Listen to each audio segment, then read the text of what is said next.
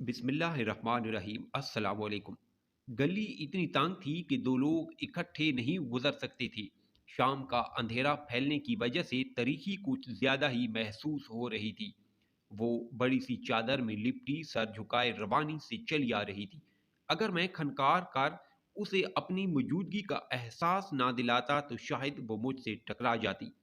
मेरी आवाज़ सुनकर वो ठटकी और सहम कर दीवार से लग कर खड़ी हो गई। खौफ और दहशत से उसका वजूद कांपने लगा। उसकी बेबसी देखकर मैं अंदर तक लरस गया।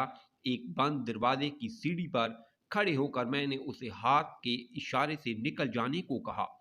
बेयकीनी से उसने मेरी तरफ देखा। मैं मुस्कुरा कर थोड़ा सा पीछे हट गया। सुकून और इत्मीनान की लहर उसके चेहरे पर फैल गई। करीब से गुजरते हुए कप कप कपाती आवाज में बोली, जज़ाकल्लाह खैर। और मेरे लिए इससे बढ़कर खैर और क्या हो सकती थी कि कभी किसी वक्त किसी और जगह कोई दूसरा मेरी बहन या बेटी के साथ भी ऐसी ही छोटी सी नेकी कर रहा होगा। अगर आप चैनल पर न्यू हैं तो प्लीज़ चैनल को सब्सक्राइब ज़रूर करें।